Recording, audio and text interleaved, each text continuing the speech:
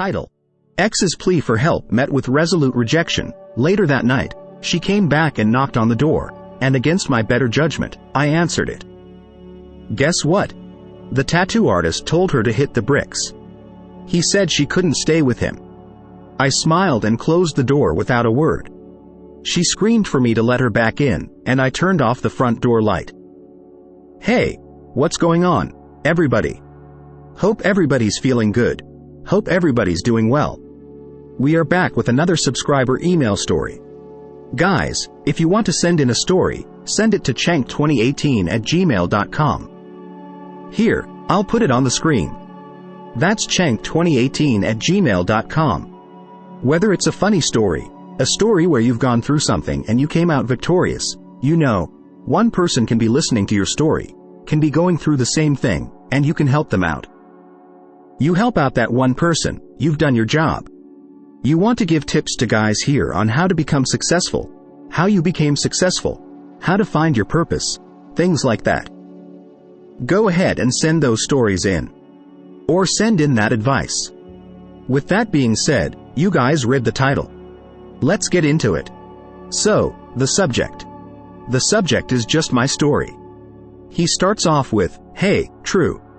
I am fairly new to your YouTube channel, but I have to say I am really enjoying it. Like many of your subscribers, I too had a marriage end due to infidelity. I thought my story may help some others, so feel free to share it. However, I would rather remain anonymous." Flashback to the 90s. I was in my early 20s and met the girl that would later cause me so much grief. Her name was Faith. Newsflash: women named after a virtue rarely have it. We married young and dumb and had to grow quickly. Money was real tight, so I took it upon myself to sacrifice to give her all I could. I worked tons of overtime, eventually 2 full-time jobs, taking public transportation so that she could use the single car we had for her part-time job. It was more important for her to have a job she liked rather than one that could help pay the bills. Happy wife and all that.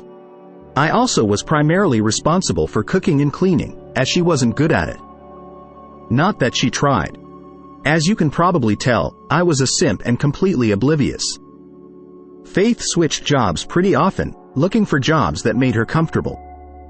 I eventually realized that this meant jobs where they accepted her bad attitude. The same attitude I was completely blind to. As for me, I suffered with whatever job paid the most, such as a telemarketer and some other crappy jobs I hate to mention. Whatever could allow us to rub a couple of quarters together after bills are taken care of, I consider it a success. I was okay with falling on the sword for my family. That is what a man is supposed to do, right? My friends didn't like her much but accepted her because her hooks were dug into me deep. In fact, because I was working so much, she would spend much more time with some of them than I was able to. It's alright. She wasn't lonely. I thought my boys were making sure she was staying out of trouble. If you're reading this, screw you, Brian. It's a good thing you left the state. For the first few years, things weren't too terrible relationship-wise.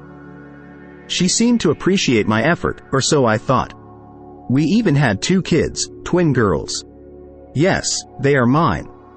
I knew I had to make a change to put us in a better financial situation, so I began attending classes to obtain my degree and work towards a career. I got really lucky and landed a job with a large software company. You'd think she would be happy.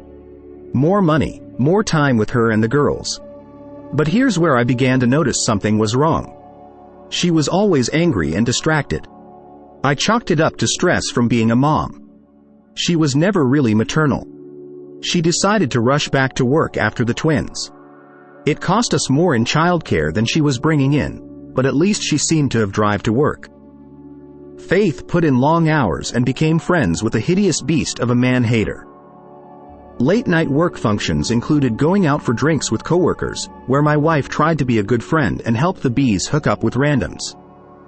Stories about how pathetic she was and how much Faith disliked it put me at ease. She was always good at telling stories. I even watched the Beast's kids once so they could go out.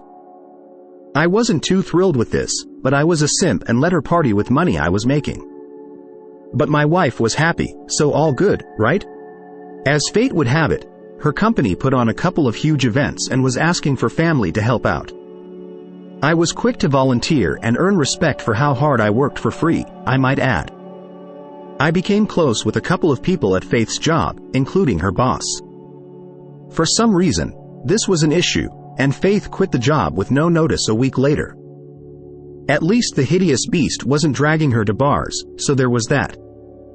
We had a talk, and my wife complained I was too ambitious. Why wasn't I happy with where I was? Before, I couldn't understand why she was unhappy with my success. Wow, she's jealous of your success. You guys have twins, you have 2 girls. My company rewarded my region with a trip to San Diego for training and team building, but in reality, it was a bonus for smashing the sales record. This wasn't a trip we were allowed to bring our spouses to, for some reason. My wife was okay with not going. I thanked her for being so understanding. Honestly, to be praised by my company and rewarded with this trip was difficult. I am not self-centered and have a difficult time accepting praise to this day. Needless to say, I was distracted by this trip and continued to ignore so many red flags. So, my bags were packed, and off I flew. San Diego was great. My coworkers introduced me to tequila.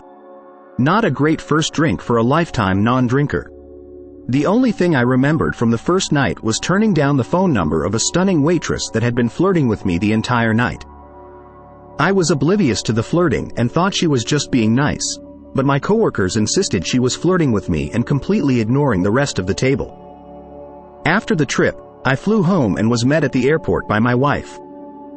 She seemed upset, and I chalked it up to airport parking.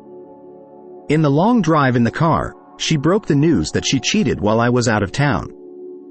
I was broken. I sat in a car, weakly asking questions like, who? When? Was it in our house, in our bed? I was reassured that it wasn't, but she didn't want to answer questions. I was asking why she was telling me, and she admitted she wanted a divorce. Of course, my first reaction was to try to stop the rejection. I must have been the problem, and if I worked hard enough, I could fix what I broke. I was asking what I did wrong, but was met with silence. We just drove the last 2 hours in silence. I started putting puzzle pieces together from the past, finding soda cans with different brands of cigarette butts in them. Her frequent trips to see her family, which she wasn't really close to. They hated me because I stole their baby girl away, so I never went. Her guy friends she would hang out with while I was at work. Again, screw you, Brian. Near home, she started talking again.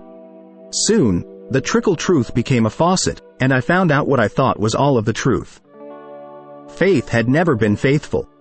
She habitually slept with coworkers, and when the environment became too much, she would jump ship to another low-paying job. When I became friends with her coworkers after helping them out, some of them felt guilty and cut her off and threatened to tell me everything.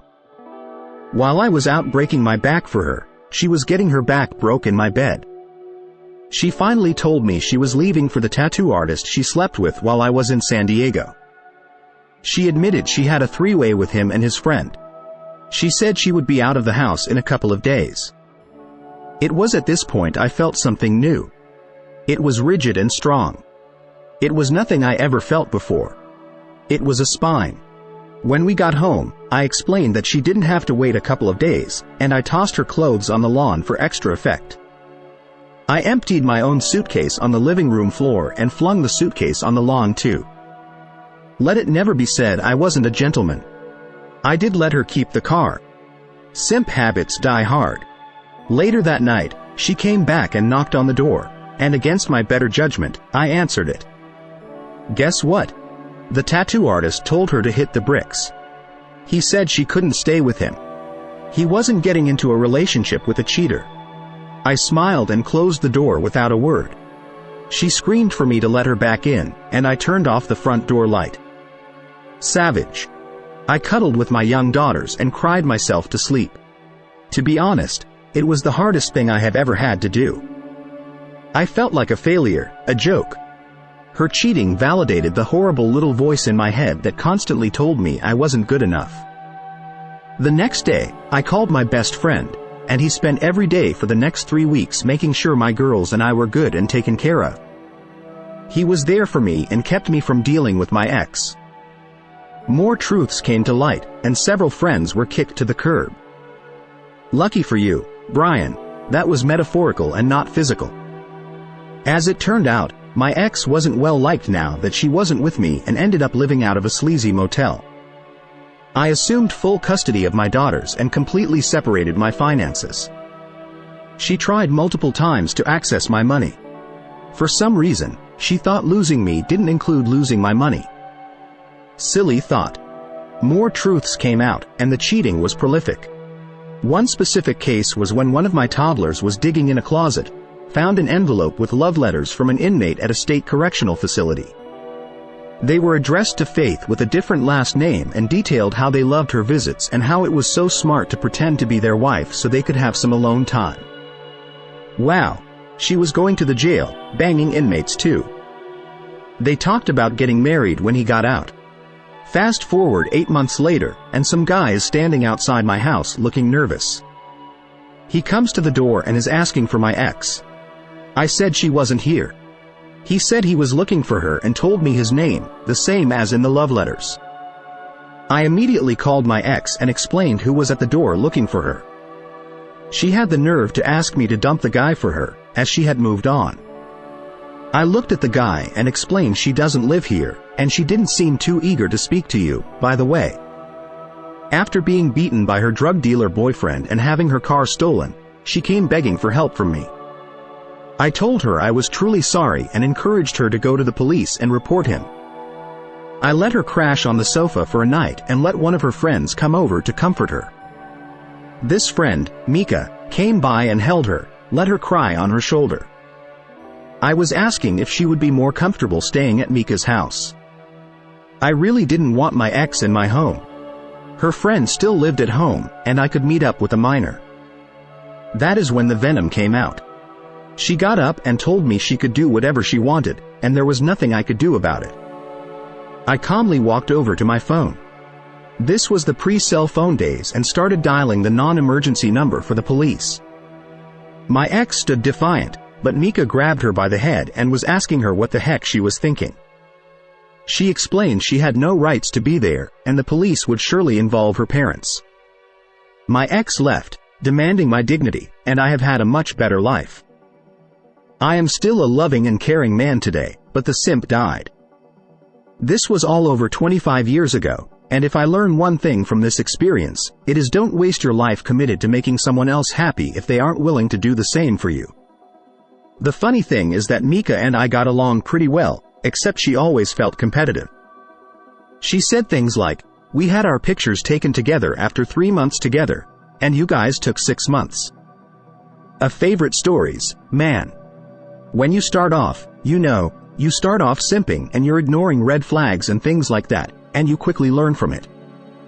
Like, you learn from it immediately, It just snapped at that one moment when she confessed to cheating, and she's like, "Okay, yeah, I cheated, whatever. I did all this. I'll be out in a couple of weeks." It left you immediately. You said, "No, you're gonna go now." You threw those clothes out. You whipped out the suitcase, threw it out on the lawn. You said he got her hooked on drugs and stuff. She probably was already doing drugs, for real. Like, seriously, she probably was already dabbling with that stuff, going out all the time, drinking, and doing drugs and just sleeping with everybody. Nasty, sleeping with some guy in prison. What, you don't know what he's doing in there? Like, I've heard jail stories, you guys watch Big Herc. You ever heard Big Herc stories, retail stories? No? Yeah, we've seen movies, we know what happens in there. Nah, man, all types of things probably. Salute to you, man. I'm glad you got out, Got get out of that situation now. When she shows up at the door, you know he just hurt me blah blah blah. You know you can be more savage and say no because the first time you turned out the lights with her, but then finally you let her in and sleep on the sofa. But and hello, I'm so glad you're doing well. You said this was 25 years ago, so I mean you definitely learned, get your lesson, you know. NKS guys, let me know what you think about this email in the comments section. If you want to submit a story, send it to Gmail chenk2018@gmail.com. Here I will put it on the screen, chenk2018@gmail.com, and I will see you in the next part.